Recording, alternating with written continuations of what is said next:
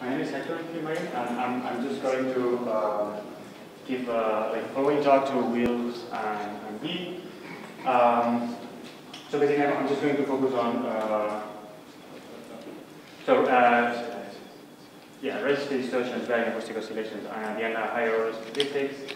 So I'm just going to start talking about how we estimate or how we measure the power spectrum from surveys and which is the effect on terms of selection function, and afterwards just going to speak a little bit about the effects that these two things have on RSD video, and the final part of the talk I'm just going to move to the bispectrum signal. So probably you've seen this. I mean, basically our starting field is just measuring galaxy positions, then we convert these galaxy positions into density, and from density we just map it towards these over density parameters.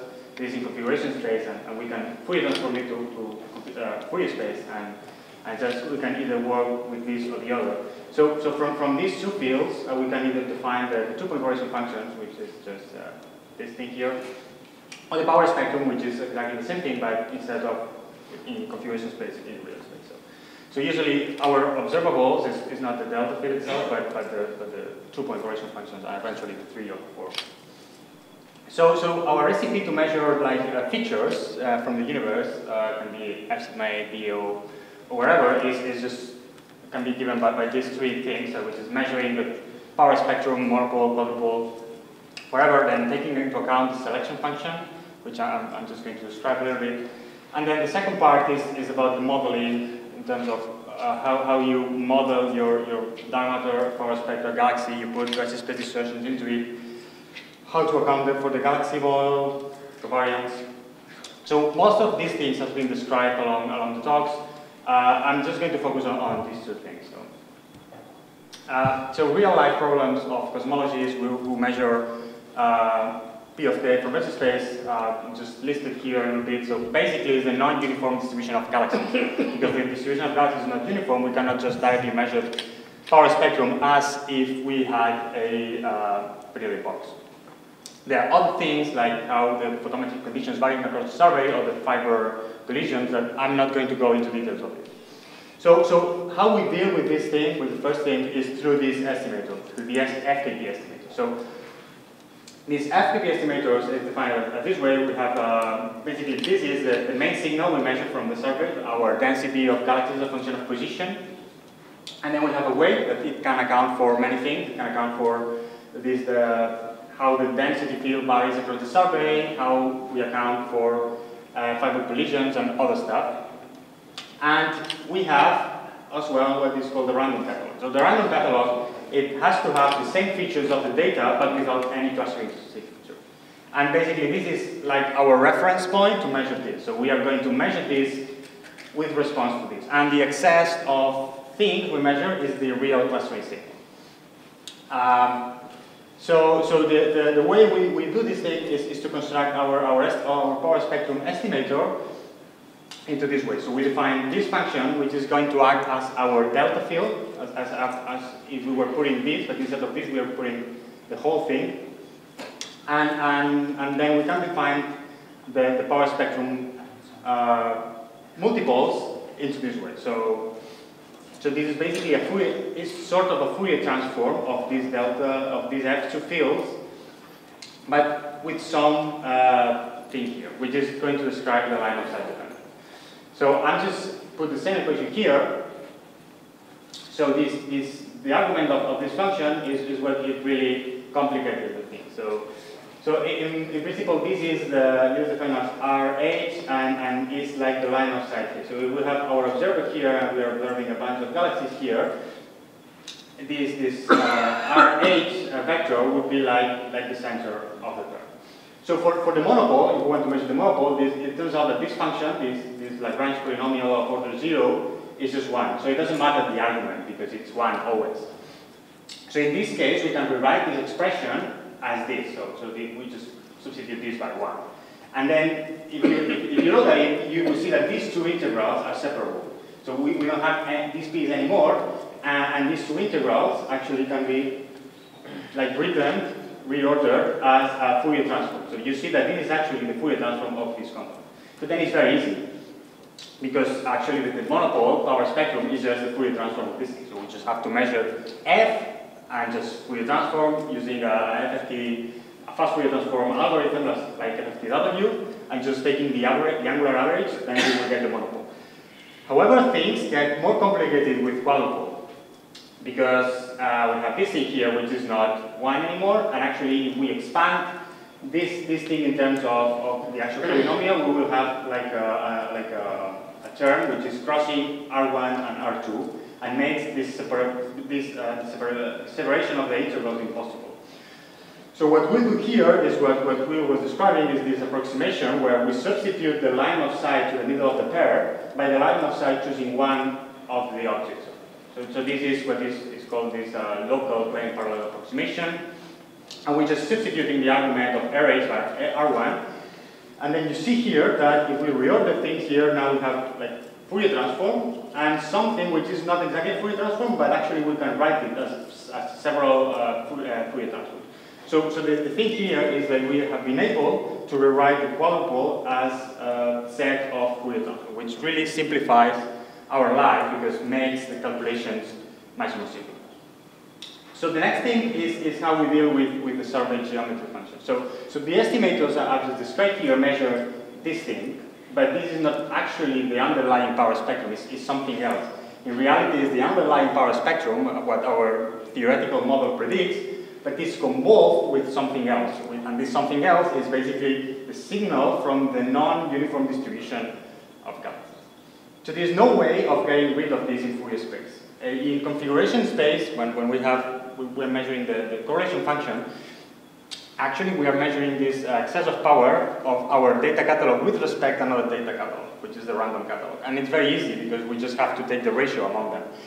But in Fourier space, we are taking the Fourier transform of this F2 field. So actually, everything gets imprinted there, and there is no easy way of taking out of it our signal. So what we do? What we have to do is instead of taking out from our data signal, put it in our model signal. And this is this can be done in several ways, but probably the most elegant way and simplest way it's described in this recent paper, which is basically writing out the power spectrum multiples as not as a Fourier transform of the correlation function, but something similar, which is called Hector transform, which instead of having this kernel, which is not exactly an exponential, but is a spherical Bessel function. So just a simple way. This would be like our theoretically predicted power spectrum convolved with the window, and this is related to our theoretical correlation function, which is convolved with the window. And this is how the convolution works. So actually, these guys here, which is the same guys that we put here for the monopole and for the quadrupole, it can be written as a function of correlation functions, which are placed here, which are without any effect of the mass. And what is here written as a W's is the effect of the window. And this is nothing else but counting the pairs from the random catalog, which contains the information of the window function. So in the ideal case where there is no selection function, so in principle, if our random catalog is totally uniform, these different functions will be 1 and 0, 0. So we will end up recovering that this psi hat would be equally to psi, and psi hat would be equally to this. So, but for real surveys, this is not exactly this. So this is slightly different. And how this looks like is described in this plot. So I'm just plotting here these W functions as a function of distances, their argument. Actually, this plot is just a magnification of this plot. So you see that for W0, it's almost 1 at small scales, and for the other W's, it's basically 0. So actually, this means that, but for this specific survey geometry, well, things doesn't look that bad, right? I mean, this is almost 1 here, and it starts deviating when we are looking at large scale. And this makes sort of sense, right? For instance, this is the actual survey geometry, and this plot corresponds. So this is actually Bosnier 14. This is the footprint. So this is right extension as a function of declination, and we see here, for instance, this is the north galactic curve and this is the south galactic curve. And this is what these lines correspond to. So the solid blue lines correspond to the north and the dashed lines correspond to the south. So you see that because these distributions of objects are different, the selection functions are as well different. And at small scales, we see that these functions are almost one, which means that when we are looking to very small scales, the selection function is not very effective. And it makes sense because, I mean, if we're thinking that this is as two pairs of a separate distance, and this distance is small, and we start throwing these sticks that we were talking about, actually, the sticks almost don't see this weird geometry. But if we start making the sticks larger and larger, which is like going to scales larger and larger here, I mean, these sticks are going to be affected by how the geometry is. And now, this means that the window effect is going to start taking it. So how the window function really affects to the measure of the monopole is described here. So this is the blue things are the monopole and the quadrupole, and the solid lines are the original signal. So and the dashed lines are the sort of observed signal, or the signal when it's convolved with the window function. So again, this is in terms of k-space, which means that these scales here are small scales, and these scales here are large scales. So again, the window function has an impact on the measured power spectrum, basically, effectively at large scales, where it's damping the power. Whereas at small scales, it basically does nothing. So how this affects when we measure, for instance, VAO? So you can identify here in the power spectrum, the VAO is not a single feature, but it has been extends abroad a bunch of signals around typically this k equals 0.1, and if we zoom a little bit into this, we see how the original signal, which has this damp here, because of the effect of the window function, it has been reduced. So actually the window function slightly reduces the significance of the VAO measurement. And this has to be taken into account when we measure the VAO, because even if it's not going to affect the position of the peak, it will affect how the damp is. So which is perhaps for RSD measurements is even more important.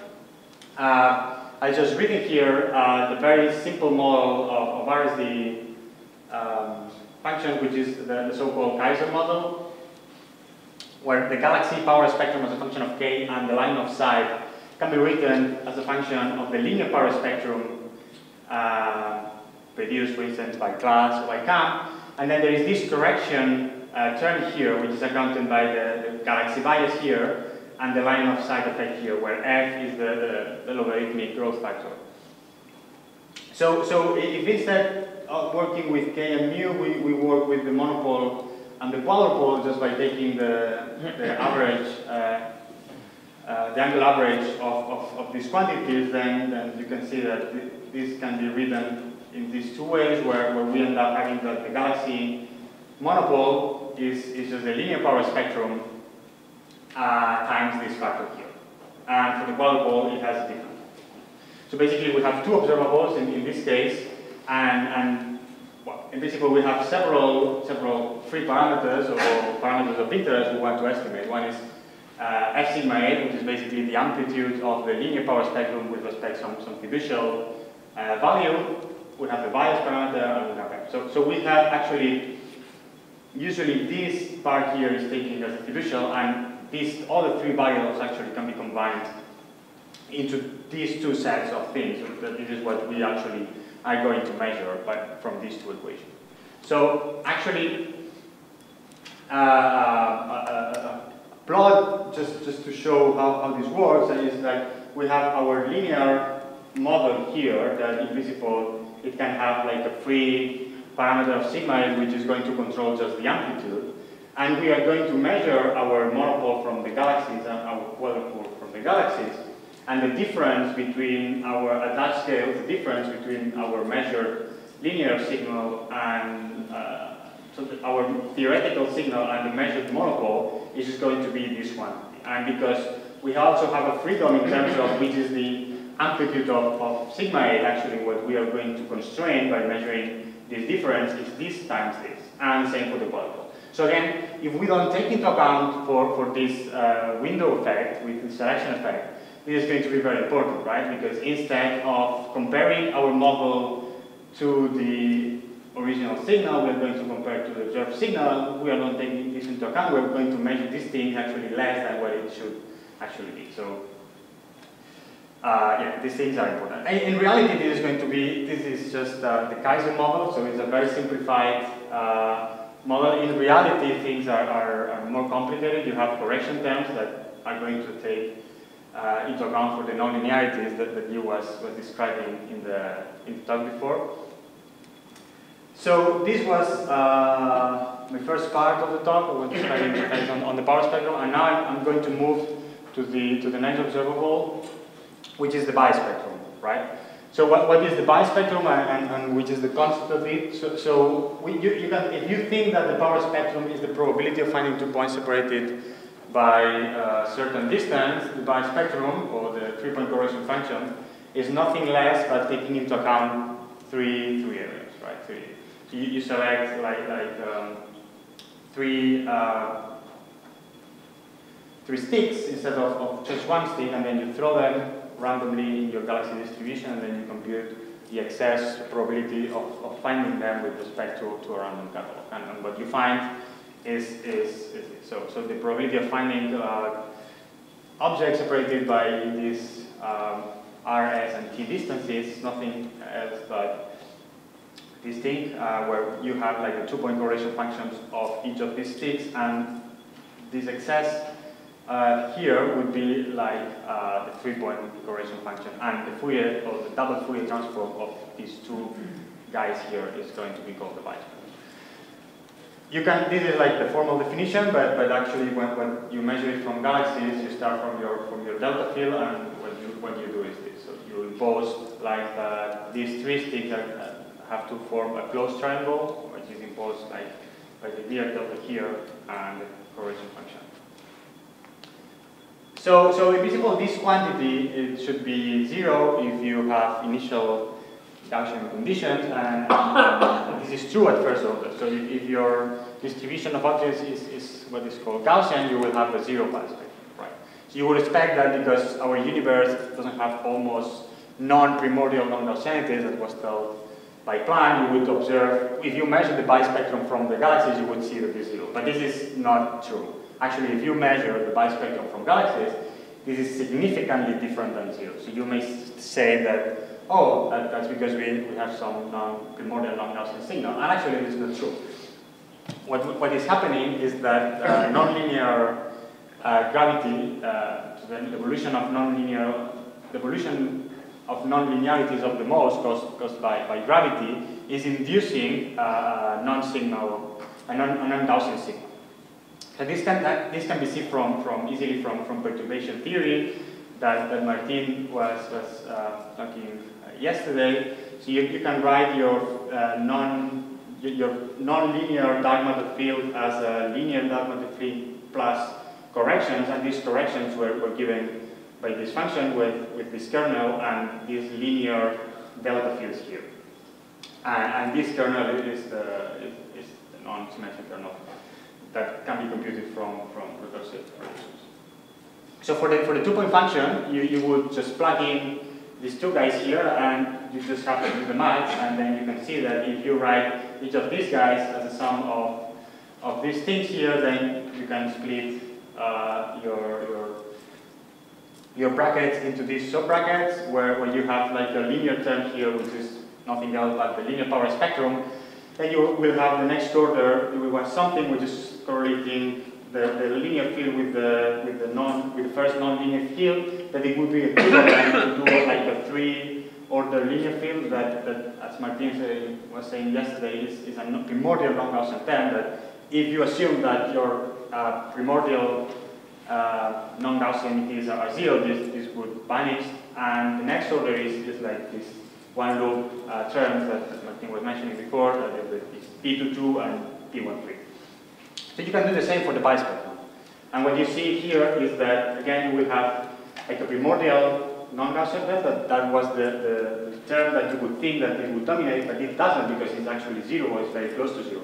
So actually the first non-living term, the first non-neural term, which is what is called the tree-level term, is actually the coupling between this linear, first non-linear, which is actually delta to the fourth. So this is non-zero because delta to the fourth it's actually something else. So you can compute this, and you will see that even for a field without primordial non-Gaussianity, you will have it here. And actually, there are more terms here, which is the one loop that will be proportional to delta to the 6. So before going into details, perhaps it would be interesting to look at how the bispectrum looks like and how we can plot it. So just for starting, for the power spectrum, I think it's very simple, because even if we start from a power spectrum which has 2 arguments, because it's anisotropic, we can just rewrite, even in terms of wedges, that it would be equivalent to being mu in several metrics, or just to rewrite the anisotropic signal as a different multiple orders. And each of these multiple orders, they only have 1 argument. So it's easy just to plot P of k for the monopole as a function of its argument, which would be this guy here, or the quadrupole, which would be this guy here, right? For the bispectrum, things are more complicated because we have in principle 3 arguments here. So one way of plotting it is just fixing k1 and k2 to a specific values and plotting as a function of k3. And this is an option. For instance, in these 3 plots, k1 and k2 has been fixed to be the same, and these 3 plots are showing different beams for k1, and what this plot here is as a function of k3.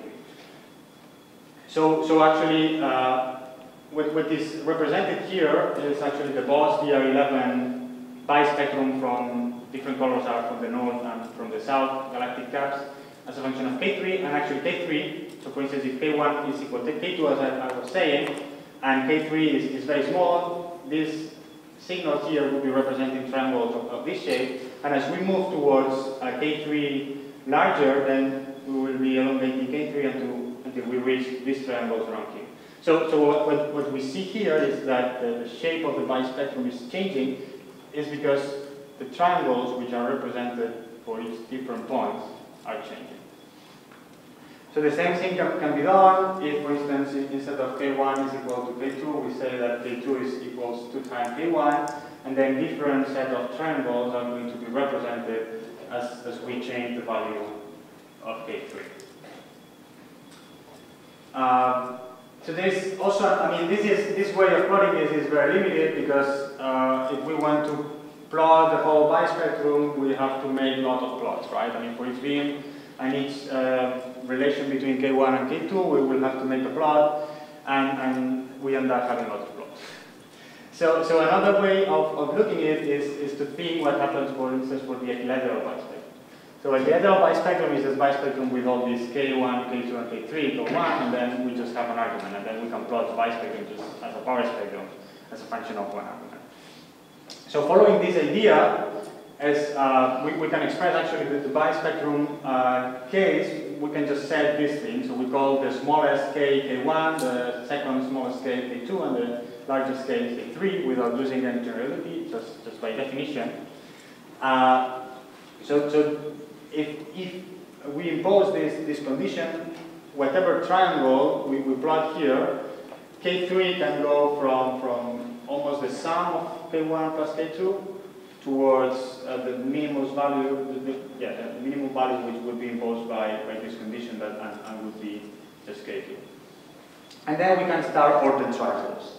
So for instance, we start by the lowest value of k1 we want to take, the lowest value of k2 we want to take, and then k3, it has to have the lowest value because we have imposed that it has to be at least higher than k1. So we start, for instance, by this equilateral triangle, and then we consider as well the next triangle will be like increasing k3 to the higher order, and then we move k1 to the next one, we set k3, we move k3 to the maximum, again. So we end up like ordering all the triangles by moving K1 from the lowest to the next until we reach like a maximum of K. So how this looks like, I mean, we have this plot of equilateral triangles as a function of K1, and instead of K1, we just plot it as a function of this index. We will have something like this. Now our variable is what is called triangle index, and you see that for here, the points are ordered in the same way, which is making spaces between points. And on the top of that, if we plot what is called the isosceles triangles, we will see that all these isosceles triangles are fitting between these points, where all these blue points will have the K1 value the same as this equilateral guy here, but with different values of K2 and K3, and so on. So on the top of the isosceles, we also can include the escalens, and then we end up having like all the triangles ordered by this triangle index. So we are in this way we can represent the whole information of the bispectrum in the same plot. The drawback is that this triangle index is difficult to interpret as a variable because it's just like this order is here. So we know that, for instance, for K1 values, yes, as index grows, K1 grows, but for K2 and K3, it's not the case because I mean it grows, but it's not growing in the same way. So at the end, yeah, this K3 here can take values of small scales and is not ordered anyway. So coming back, now we know how to plot the bispectrum. Going back to the initial thing of how we represent the bispectrum of dark matter. So from Gaussian initial conditions, we had our non-Gaussian term to be 0. So the first term we had is this tree-level term here that actually, if you work out the math, you will see that it can be expressed this way. So the bispectrum tree-level is expressed as the powers of the linear power spectrum of these two guys, of K1 and K2, and then this kernel here. Plus, this cyclical means that it's changing, for instance, now K2 by K3, and then K1 by K3. So you will have 1, 2 here, 1, 3 here, and then 2, 3 there. So these kernels actually are derived from perturbation theory and are derived under an Einstein-de Sitter universe, because perturbation theory is always assuming this thing. However, it has been tested that the dependence on cosmology of these kernels here is not very sensitive. So even if we change the cosmology from an Einstein-de Sitter to a lambda universe, these kernels are not going to change, basically. However, what it does affect these kernels is the theory of gravity. So if GR is not the gravity, the theory of gravity of the nature, these kernels would significantly change. And this would affect the bispectrum. Actually, it would affect the leading term order in the bispectrum. So this is why it says that bispectrum is sensitive to GR. And actually, we can see it here. So for instance, this is not exactly the bispectrum, but this something called Q, which is the reduced bispectrum. There's nothing else but the bispectrum signal divided by these combinations of our spectra. And so we can almost not see here this dashed line here, but it's creating this, what is called characteristic U shape. And it is nothing else but describing how the reduced bispectrum signal changes as a function of the triangle. So we have, in these guys, we have been describing the signal of these triangles, and as we change this guy here, which is nothing else but K3, we are changing from large values of K3 towards smaller values of K3 when the configuration is K2 equals to K1. Yeah. So actually, this U shape here is going to be dependent on the theory of gravity, and if the theory of gravity is not GR, this shape is going to change. So this is the way we can test gravity using bispectrum measurements. Of course, this is the ideal case of dark matter. In reality, we have galaxies, so our bispectrum is affected by bias. We have Redshift space distortion, so this is also going to affect our measurements, and things are going to be getting a little bit more complicated. So for instance, if you want to take into account the galaxy signal, you can just pick up your favorite galaxy model. For instance, this one that has been described in the talks before, where it has like a starting linear bias correction, then plus a non-linear bias, and plus something else, which is called the non-local linear bias. And then you can do perturbation theory in the same way you did before. So for these non-linear delta fields, you just plug in your expansion perturbation theory in each of these ones, and then you start computing brackets between galaxies, delta galaxy, delta galaxy, delta galaxy, and then you will see what it comes out. And I just have written it here, so that the first order bispectrum for galaxies with a bias, it can be written in this way. So we have this F2 term here. So basically, if you set B1 to 1 and B2 to 0, then this guy vanishes here, and then you recover the expression I was written before. But if you consider the bias, then there is this term coming here, and you can see that the way the bias enters into this signal, it depends on the shape. So for instance, this B2 here enters as nothing else but a constant term. B1 enters in different terms here, where F2 is the kernel I just written before. S2 is a different kernel, which is slightly different as F1. So basically, the way the signal of the bispectrum is going to change as a function of the angle between these two guys here is going to be different for each guy's parameter. So this is basically allowing us to measure these bias parameters if we can measure the different bispectrums. And this is what I did, for instance, here. I think this is an interesting plot. This is B1 and this is B2. Each of these points is coming from the estimator, the estimation of B1 and B2 by measuring either the power spectrum or the bispectrum or a combination of both of 650 halos. So for instance, if you start looking at the blue points, it is measuring just using the power spectrum. And you have this shape here. So you see that the power spectrum is very good at measuring B1, which is sort of expected because the first order correction of the galaxy power spectrum is just B1 squared times the linear, right? However, it's very bad at measuring B2. You see that this spread thing here, B2 is not clear, it can go from 5 to -2. So basically, it's telling us that the error bars of each of these measurements is super big. This shape is actually, it's sort of an MCMC thing. It's sort of tracing the likelihood contours of our parameter. If you use the bispectrum alone, you see that B1 is not very well measured, and B2 neither, right? Not really. I mean, a little bit better, but not really. However, what it constrains is a line between B1 and B2, which is very interesting because when we combine the power spectrum and the bispectrum, we get like the crossing of these two guys here, and then we have a good measurement of B1, but also a good measurement of B2. We can go to redshift space distortions, and things gets even more complicated.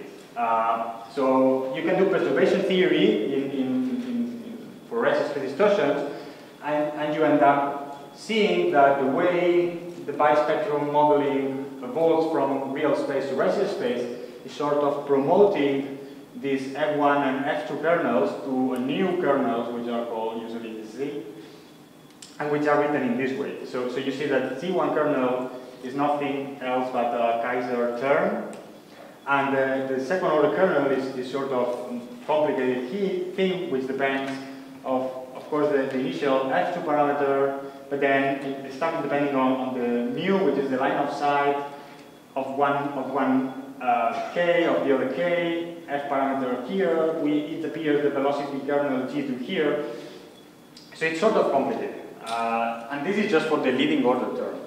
So it's the first order correction. So the galaxy, the redshift space distortion galaxy bispectrum, I mean, can be simply written in this way, but take into account that these Z kernels are complicated. So if you integrate these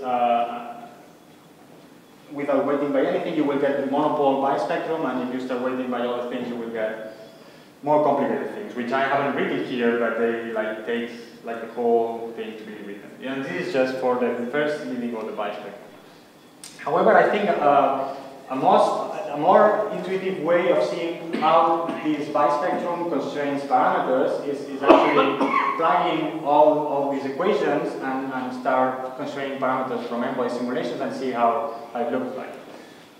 So for instance, in this plot here, this V1 is F, this sigma A, and for the different colors, it's just how the parameters are constrained by using different combinations of observables. So for instance, for blue ones, I'm using the power spectrum monopole and the bispectrum monopole. The green ones, I'm using the power spectrum monopole quadrupole, which is the typical thing, and the red one is a combination of these three.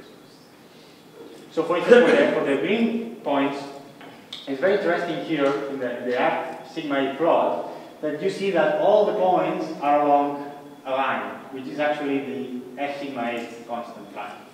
So this is nothing surprising because we have seen that by measuring the monopole and quadrupole, we can only constrain F sigma A as a constant, but not F and sigma A alone, because these parameters were completely degenerate. However, if we add the bispectrum to the power spectrum monopole, we see that actually the line we constrain is different from the line of F sigma A equals constant, is these blue guys. So by plugging on all these three parameters, we actually can break the degeneracy between F sigma A. I mean, it's still an elongated line here, but it's not as square as it was initially for the power spectrum monopole and quadrupole.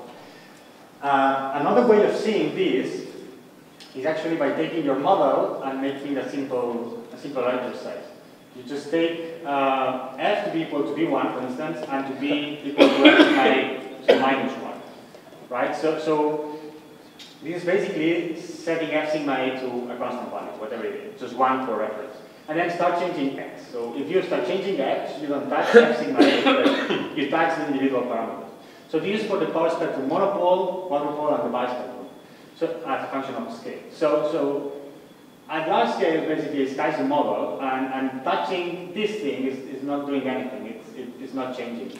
Why? Because the first order approximation model for the power spectrum is insensitive to the independent values of F and sigma A. It's just care about the multiplication of them, and this is set to 1 by definition.